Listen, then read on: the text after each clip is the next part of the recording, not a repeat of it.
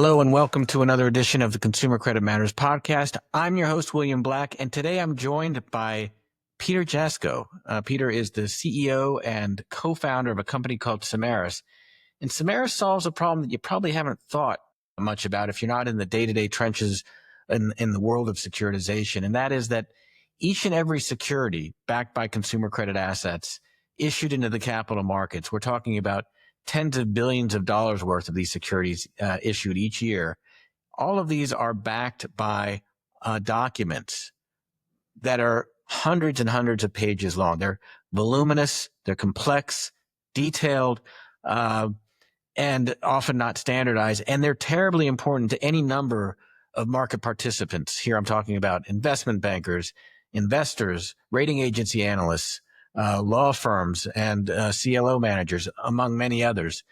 So I think Semeris offers a technological solution that genuinely punches through some of the noise in the marketplace today. And as you'll hear from Peter, offers a technology that I think can be transformational in augmenting analysts' jobs. And here I'm talking about augmenting on two broad dimensions. One, analytically, just allowing them to make smarter, better informed decisions, but also augmenting their throughput, their operational efficiency, making those decisions much more quickly, order of magnitude more quickly. And I can tell you from personal experience, any form of technology that makes that particular document review process easier is music to my ears. And I certainly leaned in throughout our conversation to hear what Peter had to say. Peter, I have to say, was very generous with his time, offers a lot of great detail for anyone interested in understanding how AI is indeed transforming the operating process of making securitizations, bringing securitization to market. This is a great podcast to listen to. I do hope you join us. Okay, we are here with Peter Jasko. Welcome to the Consumer Credit Matters podcast, Peter. Great to have you here. Great to be with you, Will. Yeah, thank you. Peter is the CEO and co-founder of a company called Semeris. And I think we're going to have to do a little bit of explaining Semeris, particularly to the Consumer Credit Matters listeners and watchers. You occupy a niche, a very important niche of the securitization market that funds, of course, consumer credit, as we know. And essentially your company is using technology, AI technology, to read the underlying documents, the legal documents that underpin, every single securitization out there. For those who aren't, in the industry, what I'm talking about here are the multilateral thousands of pages of basically contract documents that spell out in very granular detail how cash is moved, what parties are responsible for doing, how specific terms are defined. It is a very important foundational aspect of this facet of the capital markets. And your company, again, is reading these documents, summarizing them for various customers, and we'll talk about who those customers are, looking at the transaction from many different perspectives and summarizing it to add value from their perspective. So you're tailoring the summary for the customer who you're bringing in. So Peter, hopefully I've done a fair job of setting this up, but I did want to at least level set for folks who might not be in the day-to-day securitization documentation reading. I know from firsthand experience that it is quite the burden as an analyst to have to sift through. So Peter, maybe you can take a step back and introduce yourself to the audience, and describe better than I did what Semeris is doing in the market today.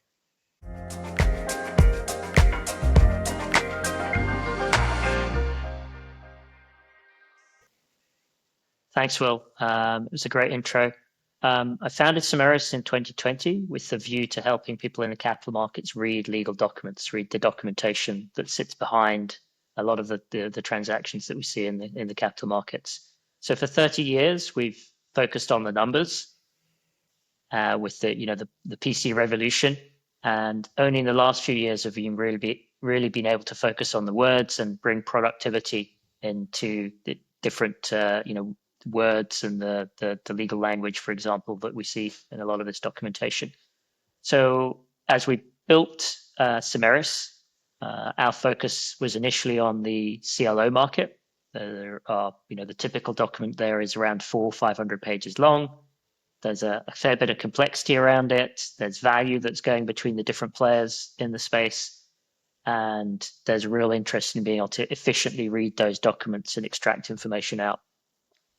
We raised capital in January with a view to expanding out across different asset classes. We're looking at US ABS, looking at leveraged loans, private credit, and continuing our goal of essentially helping people read, find, and compare information from the legal documentation out across those deals. My background is that I started by doing technology in finance at Merrill Lynch in the late 90s. Then I moved to Credit Suisse, where I started structuring transactions and doing a lot of modeling in Excel.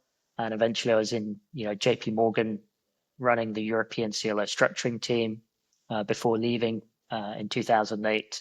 And between then and 2020, I was involved in 3 successful technology startups, some with links to finance, some with links to consumer finance.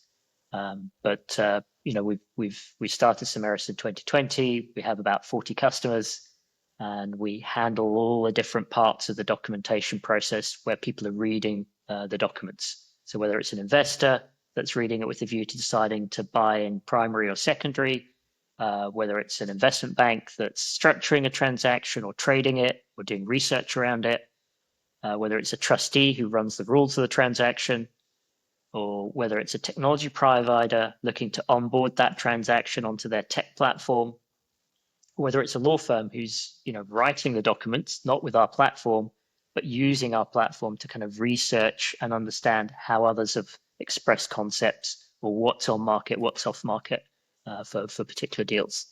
But that's our mission statement, is to help people read the documents. We feel that you draft a deal and then the lawyers put it aside, but actually there's an awful lot of work that happens downstream, whether it's in the middle office or the front office or some other part of an organization to read those documents over the life cycle of the deals.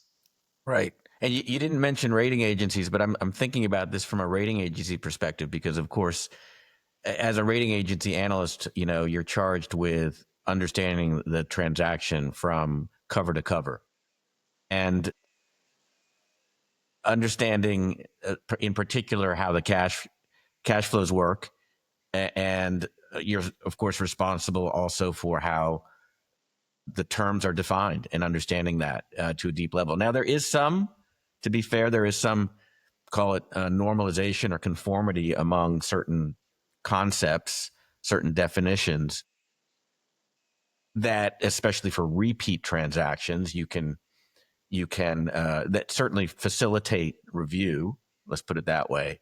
But certainly also, it's also true that as you get a new issuer or you're into newer asset classes, or even if it's in a traditional asset class, call it, but are exploring a new structure or bringing in a new party, or something has evolved in the marketplace, you need to be aware of that. What has changed? And by the way, even having said that there's a lot of kind of normalization and momentum behind that in the marketplace, it's your responsibility as any of the parties that you mentioned to be aware of what has changed. A simple black line will help you with that, but understanding it on a deeper level, how does this change the risk proposition or the liability for the given transaction, and being able to do that quickly. And that's the other aspect, I think, of what you do, because I know, again, from firsthand, it takes a lot of time for a human analyst to go through that documentation and deeply understand it. And then, of course, summarize it and present it to a committee in the context of a rating process. But I would expect there to be similar processes from some of the other customer perspectives that you mentioned as well. And having a technological solution to this that compresses that timeline, I can imagine is very valuable.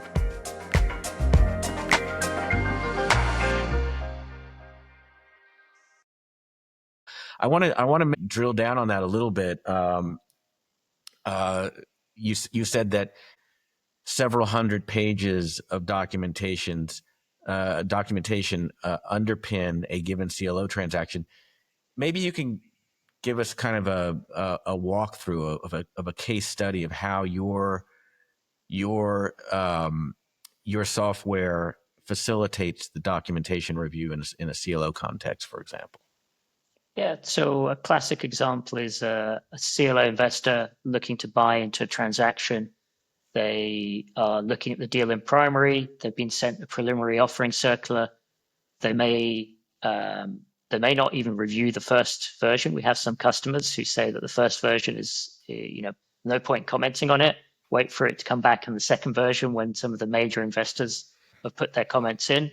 They'll send it to us. We process it within about half a day. So within 15 minutes on our platform, you're able to look at the documentation online. You're able to see the HTML version of the document and start searching and reading it more efficiently. But the extraction of data together with the analyst verification that we do to make sure that it's ready and 100% verified by our analysts, that takes about half a day. And the investor can then look through the 400 data fields, the data points that we extract. They probably already have a predetermined list of the 40 or 50 things that they really care about, and they can look through those. They can decide whether anything needs to dive into anything in more detail and click on a link that takes them directly into that section of the document. And their review process can go down from about 4 hours down to about 1 hour. So it's a huge time saver. We sort of joke that, people are, quite often sewing with a needle and thread, and we provide a sewing machine to make them much more efficient. And ultimately, a lot of the people who are looking at these documents from an investor perspective are credit professionals. They're very strong on the numbers. They really understand market dynamics. They tend not to be experts in legal language. But they're kind of forced to become that as part of their role. And any tools that speed them up, make that part of their job less onerous, makes their job more pleasurable, more efficient. They can look at more transactions. They can potentially do more business just by having enabling technology like ours. But we don't completely get rid of their need to make their own decisions. Ultimately, we don't put a badge on it. We don't say this is a transaction you should buy or shouldn't buy based on the legal terms. It's really up to you to decide in the market context of the day whether those terms are reasonable or whether you should put your stips in, your stipulations to say you need these things changed for the transaction to be relevant for you or for you to be willing to invest in the transaction at that time.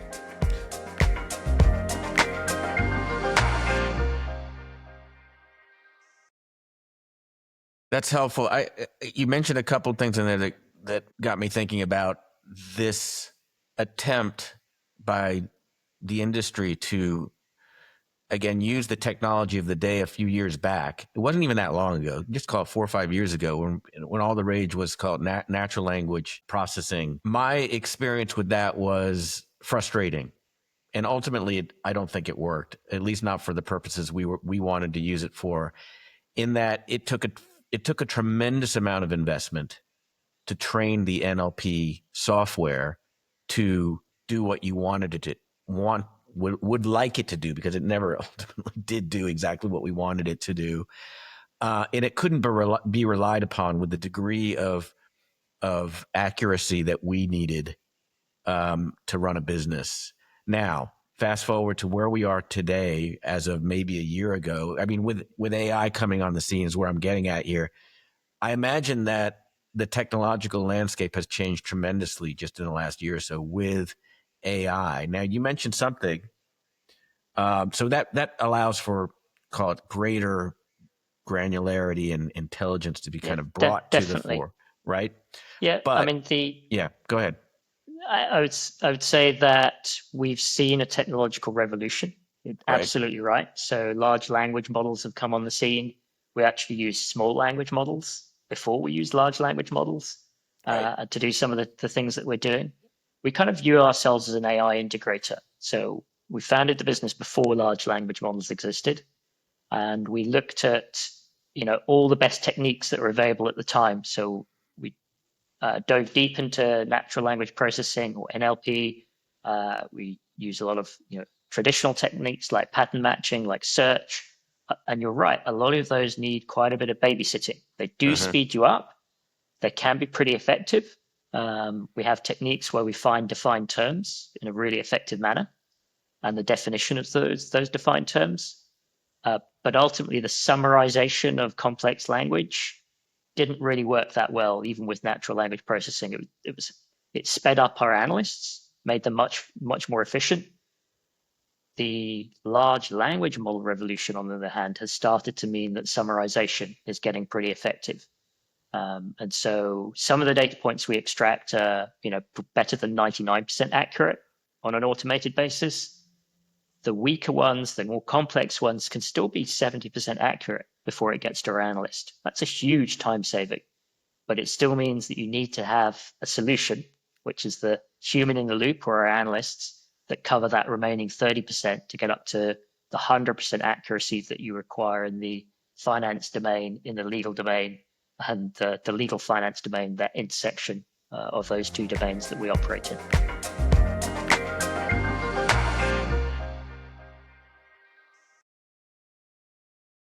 That's really important, because the moment you bring up AI, certainly I think that sets off a sense of anxiety among some people in the industry around job security. Is are we going to be replaced by AI or what have you?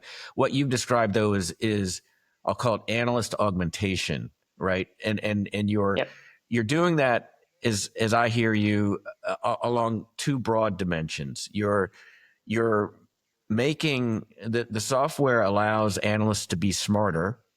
So you're improving the analytics that an individual analyst and or a firm that they work for is able to produce in a shorter amount of time. And the shorter amount of time is the other dimension.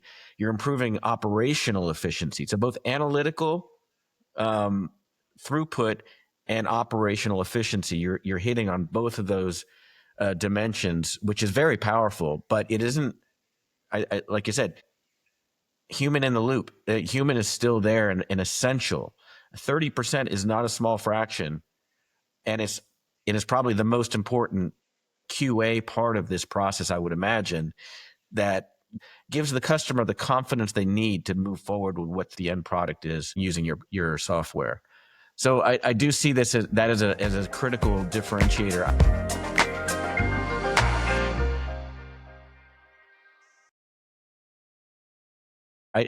I mention that because I know that there are competitors out there that use, sometimes the word is agentification or AI wrappers, sometimes they're referred to as, and they're simply, I'm going to oversimplify, but they're not far from basically putting a clever interface in front of a chat GPT and running, they might run the documentation through some kind of preset query, but basically running against ChatGPT. That is not Semeris as you've described it, certainly, right? And there's a lot more intel behind the scenes. Maybe you can elaborate on that point, because I think that's a common misperception.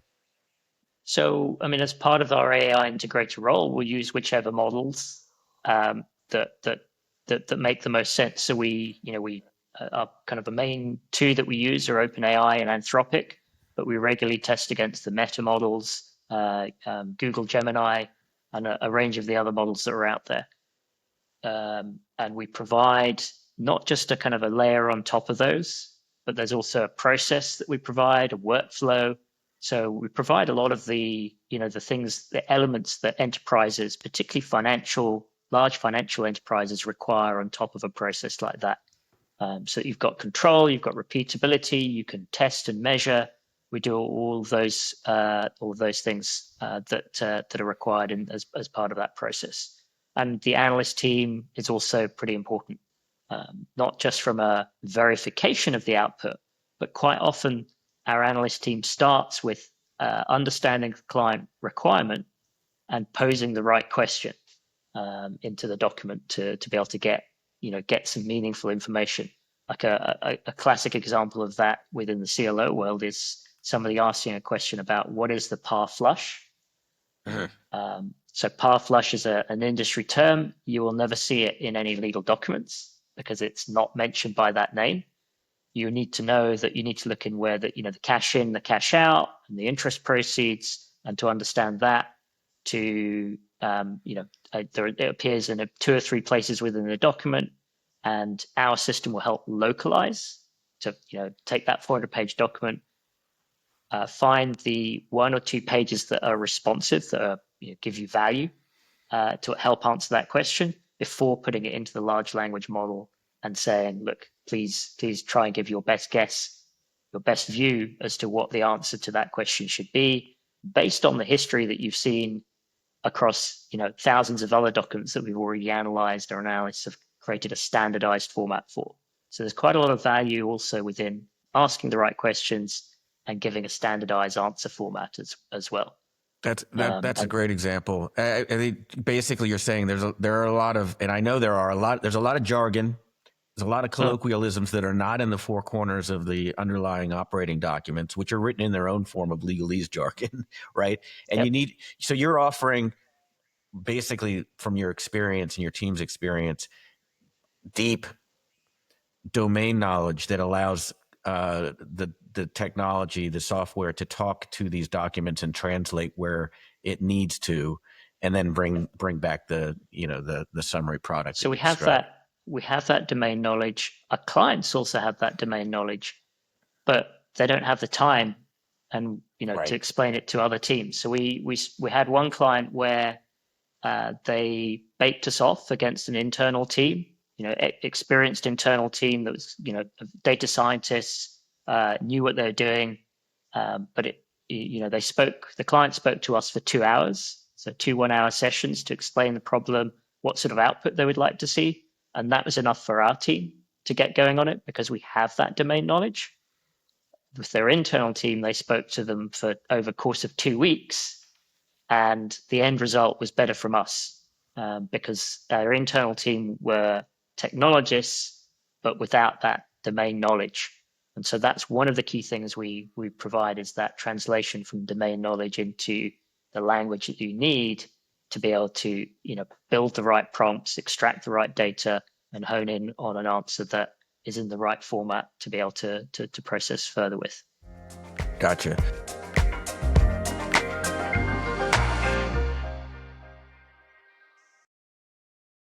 So you mentioned a lot of different customers.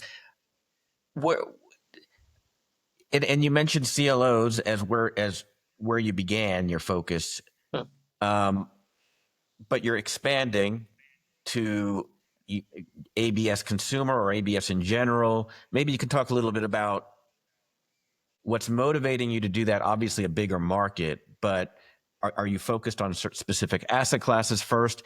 And what I can imagine that going into a new asset class requires, again, you've got to have the domain knowledge, A, and B, you've got to have access to the documents. And I see that as being a hurdle, a fairly significant, call it friction, in moving and expanding your business model. So maybe you can address that. I think that'd be interesting. Yeah, so we built the required scale that we need to exist as a business in CLOs. And we feel there's still quite a bit of growth for us in that area. But the real motivation for moving into other asset classes is that our clients are asking us. And they keep asking us when we're going to be doing other things, when can we move into other areas. And what's pretty close to CLOs is asset-backed securities. Particularly in the US, we have a nascent European asset-backed library that we're building out. The documents there are public. That's, I'd say, a key difference between the US and Europe. It's quite often easier to get hold of documents in Europe. And that's, clearly the first part is acquiring documents. The second part is figuring out what are the questions that are interesting for our customers, what's relevant for them, answering those, and then building upon it with our customers to answer more and more things that they need on those particular areas. So we're typically guided by our customers as to which markets to go into, and also the use cases that they have. But we're running pilots in private credit in ABS, also in leverage finance, so leverage loans, private credit, and on the kind of deconstructing credit agreements and pulling out particular pieces of information that customers need. I want to come back to private credit, but before we go to that, you mentioned the difference between the EU access to documentation between the EU and the US. Now, in the US, yep. my area of focus for the most of my career was you have SEC registered transactions, what we sometimes refer to as publicly registered transactions. For those, I'm assuming you have full free access to the documents that you need to get a hold of to run your software. Absolutely, yeah. But in the ABS world, I know, maybe one of the, if not the busiest ABS asset classes is auto ABS, certainly by some measures. A lot of that is done through the 144A markets, which is a subset of the SEC registration process that is considered, call it semi-private. And there, I'm assuming that's where you're running into some hurdles in terms of accessing the documents you need to get a hold of. Is that? There are, on the far end of the spectrum, you've got private transactions, right, which are, bilateral or trilateral between a small club or just a lender and a borrower, where you absolutely can't get access to that document except from one of the parties to the deal. And then you mentioned the other extreme where it's, registered, with the SEC and the document is publicly available. So we have both a kind of public library functionality where we can build out a public library that can be shared with any subscriber, and also private library functionality where the document is, locked and only for access to the firm that's provided it. And our customers use both. And then you're right, there's a kind of an in-between where it's kind of 144A issuance, where if you're a market participant, you sort of have an expectation that you should be able to access it, but it's not necessarily easy to get hold of. We have a little bit of what we call a beg, borrow, and steal. Yeah. The steal is in tongue in jest. Yep. We are very, very careful about the privacy requirements that our customers provide us. But what we do is we work with issuers to say, we think that your liquidity will improve if you're comfortable putting your documents up on our institutional investor only platform. So we don't have retail investors on there. We also, and so we have some success with that. And we also ask investors to get us written into the transaction so that we're able to get access to the documentation via that route. And again, it's an institutional only platform. It doesn't get widely circulated, but it does get to the parties who are, either interested in investing in primary or potentially interested in trading that security further down the line. Gotcha. And then just comparing that to the EU setup, where you said it was a little bit easier, can you just maybe educate listeners on that?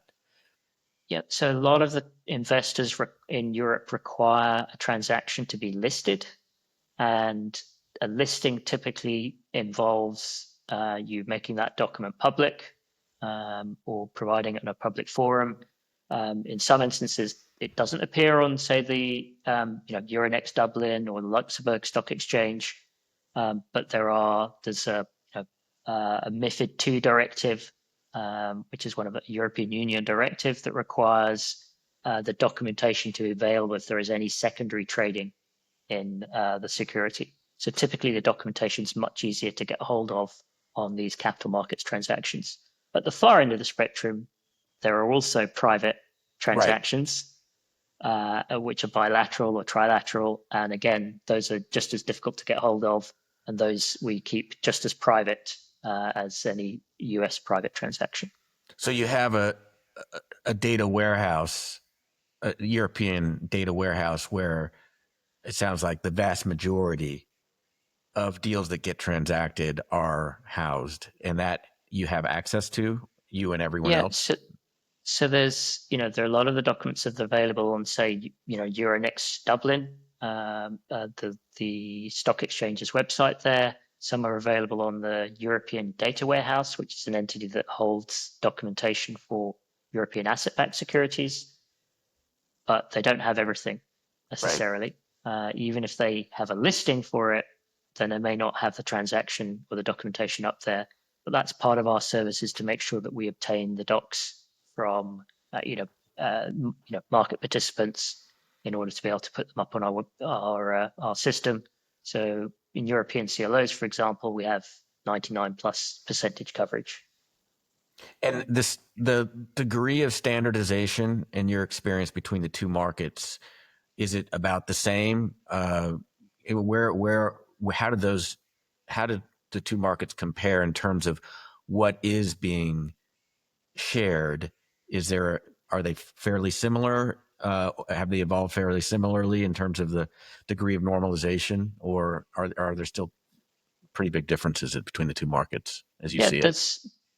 There is obviously a slightly different, legal framework behind things. So in the US, in the CLO space, for example, you have an offering circular and an indenture. In Europe, it's an offering circular and a trust deed. And so the key document, the key legally binding document, is called by a different name, has a slightly different layout.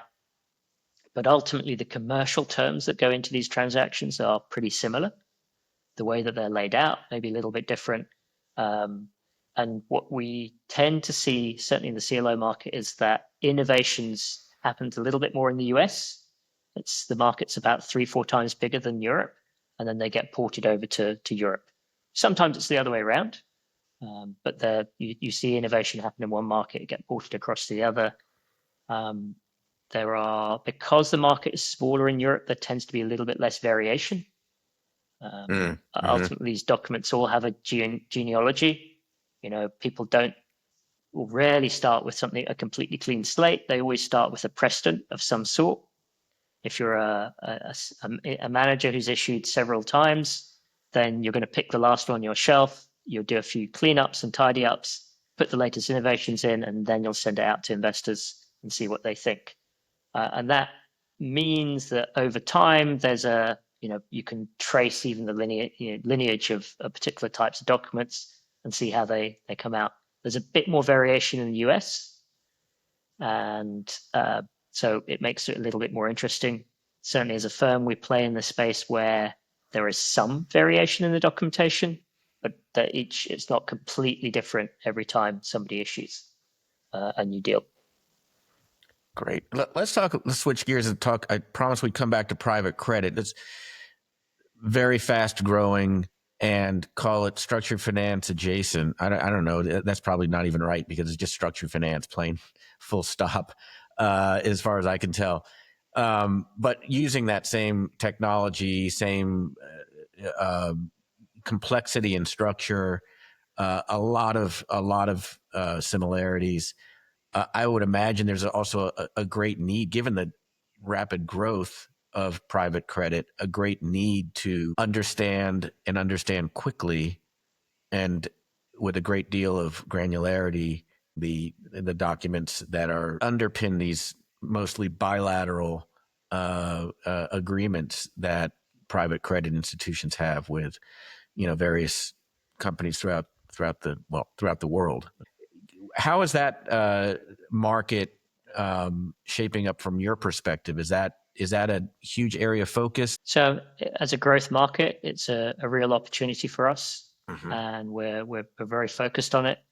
It's the markets we've focused on to date are more of a syndicated market. So the transaction, could be seen by 30 or 40 investors. You may only get 10 or 15 in to close your transaction, but we analyze it once. There'll be quite a few eyeballs looking at it. A challenge for us is that there are far fewer eyeballs on any one, private credit transaction. It might only be, one party that's using our system for it. But ultimately, the need to answer questions in the document is very similar. And particularly one area we're pretty focused on is on the operations side. So the deal is done. You hand over the documentation to your operations team and you say, please onboard this onto our systems, our accounting systems, our tracking systems, our portfolio management systems. And that's the first time that they'll see the document and the first time they'll get a chance to kind of look at it and work with it. And that's one area where we are very focused on helping and making people more efficient, particularly as they have, really two choices. They can either hire, 5 or 10 more people to be able to handle the sudden increase in volume, or they can use technology and hire slightly fewer people. And I guess it goes back to the thread that you mentioned at the beginning, which is, are people going to lose jobs? Probably not for the type of technology that we're talking about, but there may be slightly fewer jobs available because we make the existing people more efficient. So we typically don't cause people to lose their jobs, but our technology is there to make the existing people more efficient, to be able to handle more volume and more capacity before they need to make that incremental hire.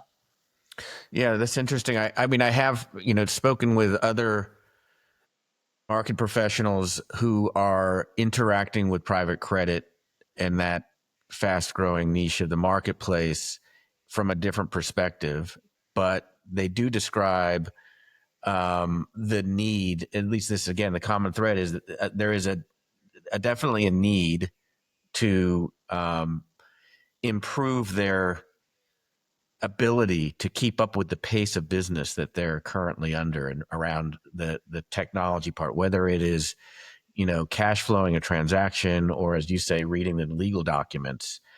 These are all essential parts of the business model. And this is a business model that is built on being able to transact very, very quickly, right? I mean, that is part of the, that is one of the defining characteristics of private credit that gives it, an advantage over other call it entry points into the capital markets. And so there's some catching up to do. I think at least that's what I'm hearing on the part of the private credit shops to call it upgrade their operations to be able to take in the volume that they're currently booking.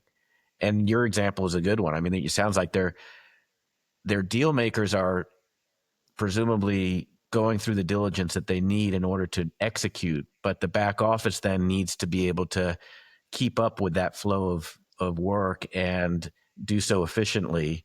All of this, of course, gets factored into, the margins essentially. And if you can offer efficiency on that back end piece of it, that's improving the capital markets, full stop. So I see that as, it sounds like an entry point for you and your firm and your product, but certainly not the only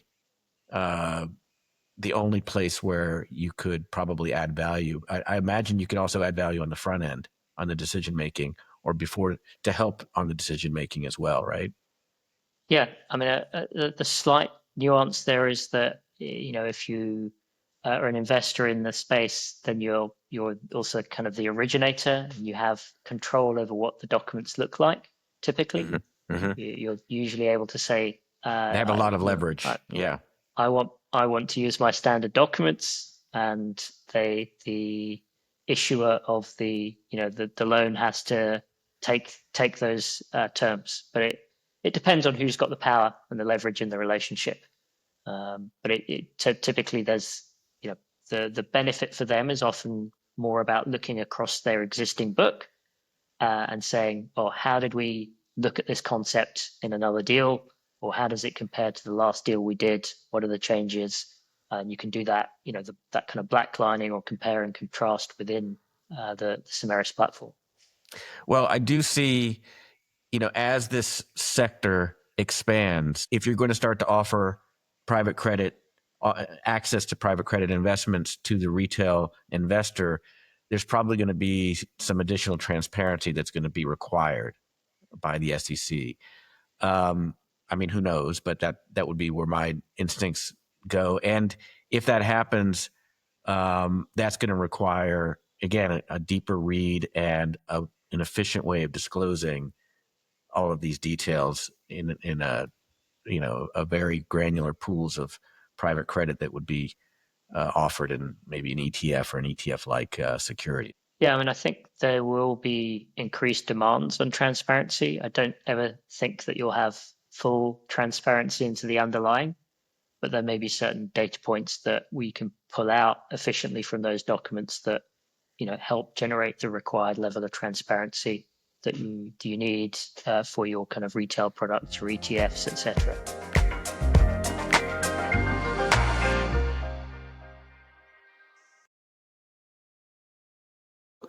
Shifting gears a bit, you have recently gotten a multi-million-dollar, I think $4.3 million investment from Puma Growth Partners. Congratulations, by the way. So that's got to help in your ambitions, as you described, to expand into other asset classes in earnest. What's the competitive environment right now for firms that are doing what your firm does? Or maybe it's like the build or buy dynamic here is also at play, right? So you're not just other third parties, but the customers themselves, I'm sure, are going through some kind of build or buy decision also. Yeah. So whenever you're creating a new category in the way that we have been, so helping people analyze, financial legal documents, there is always, the status quo, do nothing. And so that's one of our main competitors. I think we are making solid inroads into that, just because people can see that the technology is there, but are not sure how to adopt it. So they can see that, OpenAI is there with its ChatGPT and other technologies, or Anthropic is there with its Claude models, or Google's Gemini, but they're just not sure how they can, adopt that within to solve the problems in the legal documents domain. We also have a lot of competitors out there who say, okay, well, we provide, we do ChatGPT, but for PDFs, ChatGPT plus something else. And, clever technology, smart guys, but ultimately they went out of business the moment that ChatGPT or OpenAI basically said, oh, we don't just handle text, we now handle PDFs as well. And I think so you need to add a lot more value than just a large language model plus a little bit. And that's why we have deep domain expertise. We know what questions to ask. We know what format they should be presented in. We have libraries of our own documentation. We have millions of data points that we can test the latest models against, and we provide a lot of the quality control and the assurance that you need for that our customers require. At another end, we have competitors who are just putting people on it, and their whole mantra is that they don't use AI, they use people. We're seeing more and more that that's not sustainable. The cost base is just too high by doing that. And ultimately, even, I think one of our nearest competitors has realized that they need to start using AI in order to remain competitive in this space. So we raised money at the beginning of the year. We were essentially kind of break even on the CLO business, but we still think there's quite a bit of growth there. We have more use cases, more customers that we're working with. We recently released a feature called STIP Tracker that helps in the STIP negotiation process. So STIP is a stipulation in the long form. It's a a change that you'd like to make to the documentation before it's finalized. And that process of managing and tracking those steps is very, very painful for both the investors who are putting them together and sending them to the banks and to the issuers who are managing, deciding which ones they'll take, which ones they won't take, which ones they'll push back on. If an investor is out, do they still have to keep the steps that they agreed to or not? So we help with that process, and it's really a workflow solution, but we could have offered it before the large language model revolution, but it really works better with the underlying technology that we have around documents and data. So those are kind of some of our competitors. At another end, we have the toolkits who are saying everything is fully automated. Mm-hmm. And so we compete against them, and it's like a very generic tool. And to be fair, that's one approach to the market, is to create something that's very generic, very broad. But what customers are finding is that they need to teach that system, they need to train it, they need to write the right questions to get the answers out that they want, and they end up spending a lot of time or hiring people to do that configuration to answer the questions in their specific marketplace. So that's kind of the work that we're doing. That's the value, one of the values that we add, and how we're successfully competing against the toolkit providers. That's the human in the loop part of it that you described earlier. Is that? It's a human in the loop, but it's not just about verifying that the output is good. It's also about defining the question. Yes. And deciding how the answer should look, how do we convey the right level of information, enough detail, but not too much detail, that the summarization is useful, that the efficiency gain is captured.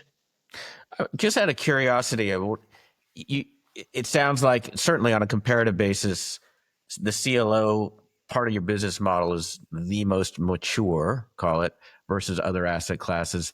So are you seeing, you mentioned 30% being done by humans, or the last 30% of the work is being, just put that out there as a marker. Uh-huh. Do you see that percentage going down? Has it already gone down for the CLO as things have become more standardized and routinized?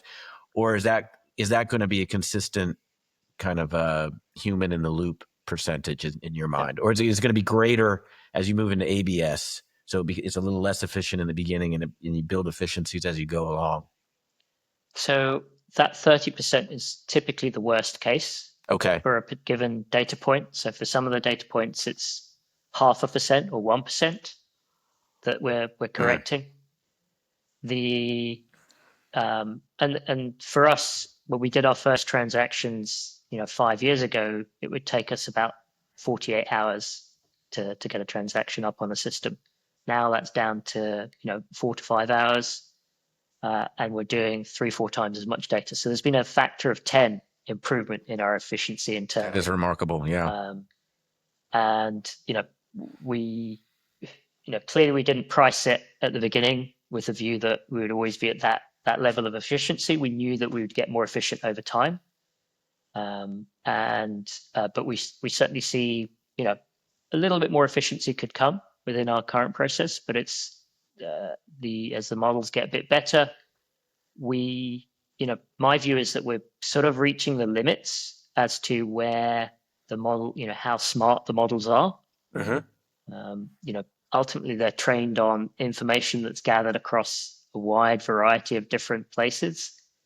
And, my personal view is that the models have plateaued. What's still improving is their modalities, their ability to ingest more information, get down to narrow it down to the right type of information, to produce output in structured formats. You mentioned agentic flows a while back. We've been experimenting with those, breaking down a complex question into a chain of thought, or into repeat questions, pulling information from different databases.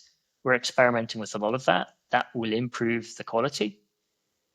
But I think there will always be a level of human interaction in that space. as we move into a new asset class, we're exploring. So we have tools that are really efficient at exploring concepts across a database of documentation. But initially we'll be a little bit less efficient. And then over time, we'll build out the questions, build out the answer database, and that will actually get us to be much more efficient in terms of how we look at things.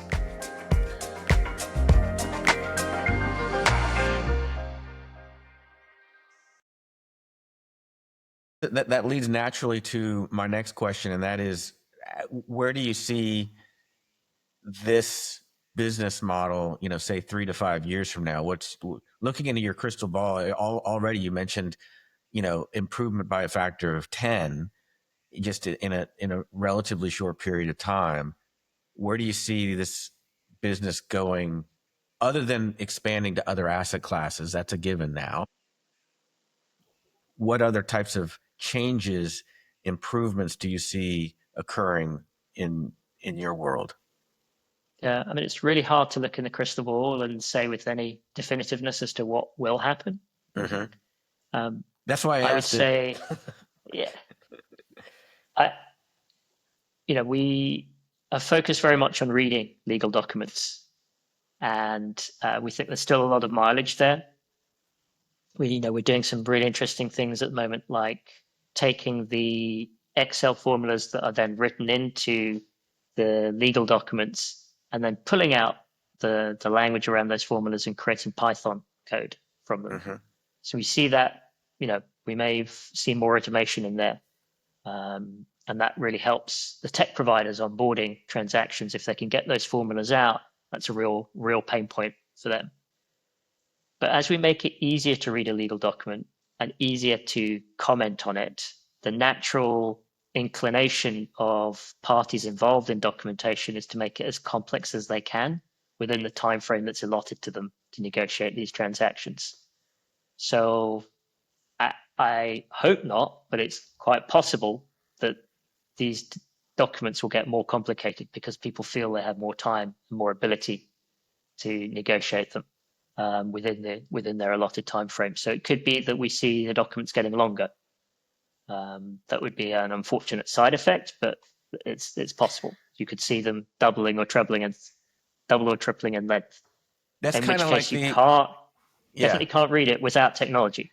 The highway analogy comes to mind. It's like, oh, I'm going to build a wider highway to get to New York City, and it just means you're going to have more.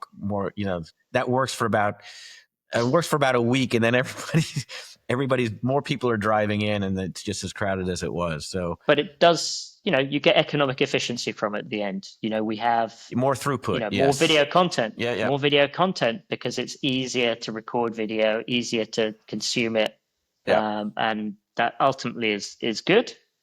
So we see some of that happening. We also see a lot more workflow tools. We think that over time we'll get more involved in helping draft documentation. Mm-hmm. But that's kind of a longer term goal. It's a more complex sociological thing to solve because people want to have, drafts that are just private to themselves between maybe the issuer and their lawyers, but they also want to send out drafts to investors. They want to control the flow of how comments can be made, how they're aggregated. It's quite a complex process, and there'll always be people who don't want to go on a platform to comment on it, but want to do their comments in a different way and incorporating that back in. So that's a nut that we'll probably look at, further down the line. Yeah, I mean, that is an interesting takeaway, that complexity, additional complexity may be the result of the analytical augmentation and operational efficiencies that this brings. And it runs against, let's bring this back now to, the wake of the great financial crisis. Regulators in the EU in particular, right around STS, is simplified, transparent, and standardized. And in the US as well, not as formal, but certainly there was certainly a collective call for simplifying, and they did away with, as being from the CLO market, whole complex categories of securitizations. And you're saying that maybe we'll bring some of that complexity back because we have the tools now that can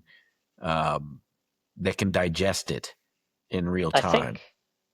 I think it doesn't necessarily mean that the transactions will become more complex, but the legal documentation might become more complex. I mean, ultimately, your contract is designed to allocate risk between the parties. And if you have 2 weeks to negotiate the agreement, you focus on the biggest risks and the things that you can get agreed within 2 weeks.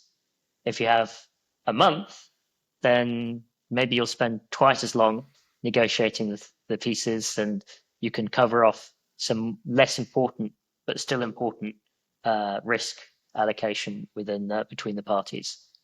And so there's you try and agree what you can within the time frame that you've got to negotiate it. If you have tools that make you more efficient,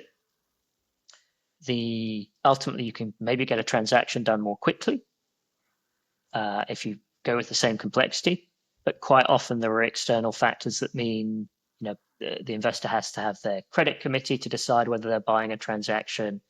You need to ramp the portfolio or buy the assets. Those other non-legal considerations mean that you probably have a month to 6 weeks to negotiate the documentation in each and every case. And so you probably will spend more time on it or spend the same amount of time as before. With more efficient tools, you can probably agree to change the language and increase it a little bit more. But I don't see that happening that quickly, but over time that might well happen.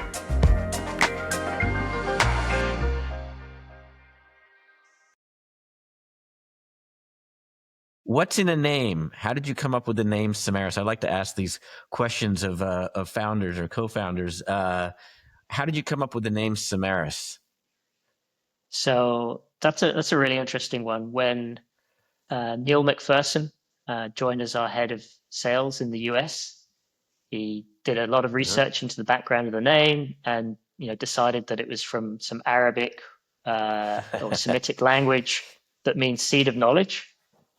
And about 6 weeks in, he asked me where the name comes from. And I had to burst his bubble a little bit by telling him that it's actually my middle name. So my middle name is Semeris. It's a family name that we can trace back to the 13th century. Oh, wow. But we use that on the initial company formation name and use it on initial marketing. It starts with an SZ, and within 3 or 4 weeks, we realized that nobody could pronounce it. Nobody could figure out what it meant. So we changed it very slightly, dropped the Z, added an IS on the end instead of just an E, and it became Semeris. That's awesome. Great story. Keeping the family name alive in this form. I love it. My 97-year-old great aunt, whose family name it is really pleased that I named the company after that. There you go. Great story. Anything come to mind that we left off? I think we've covered everything. Good. It's been great chatting to you, Will. Likewise. Really deep and insightful conversation, hopefully. And certainly if anybody wants to get in touch and talk about some of the themes that we've raised, I'd love to have a deeper conversation. Just reach out on LinkedIn or direct through our website. Yes, and we'll be sure to post that stuff on the show notes so people can easily get in touch with you. We'll be keeping an eye out for Semeris in transactions coming to a theater near you, as they say, right? So thank you very much, Peter, and we will end it here. So thank you, listeners and watchers of the podcast. See you next time. Thank you.